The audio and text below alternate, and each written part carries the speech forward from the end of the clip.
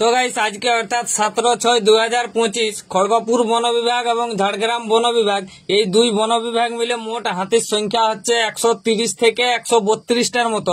তো সেই হাতিগুলার অবস্থান বলছি, অনুগ্রহ করে সবাই একটু মন দিয়ে শুনবেন। তো প্রথমে ঝাড়গ্রাম বন বিভাগে মোট 86টি হাতির অবস্থান বলছি।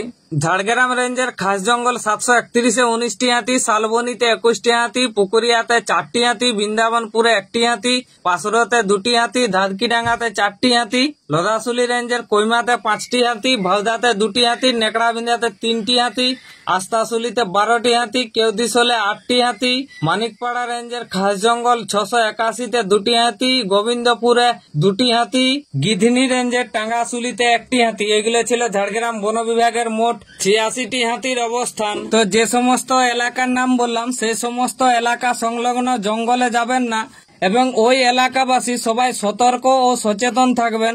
এরপর খড়গপুর বন বিভাগে মোট 46টি হাতির অবস্থান বলছি, অনুগ্রহ করে সবাই একটু শুনবেন। চাঁদাবিলা রেঞ্জের তপবনে 2টি হাতি, কেশরেখা রেঞ্জের মধুপুরাতে 12টি হাতি, বাঁশখালীতে 2টি হাতি, নয়াগ্রাম রেঞ্জের উঠান নয়াগ্রামেতে 1টি হাতি, খাস জঙ্গল 76-এ 1টি হাতি, ভালুকঘোড়াতে 1টি হাতি, খাস জঙ্গল 81-তে 1টি হাতি, কলাইকুণ্ডা রেঞ্জের বড় কন্যাডিহিতে 1টি হাতি, বামদাতে 1টি হাতি এবং ইন্দখাড়াতে 28টি হাতি। এগুলো ছিল খড়গপুর বন বিভাগে মোট 46টি হাতির অবস্থান। তো যে সমস্ত এলাকার নাম বললাম সেই সমস্ত এলাকা সংলগ্ন জঙ্গলে যাবেন না এবং ওই এলাকাবাসী সবাই সতর্ক ও সচেতন থাকবেন। আর একটি বিশেষ অনুরোধ আপনাদের সকলের কাছে, বন্যপ্রাণী শিকার ও বন্যপ্রাণী বিরক্ত করা থেকে বিরত থাকবেন। এটা দণ্ডনীয় অপরাধ, জনসচেতনতার স্বার্থে প্রচারিত।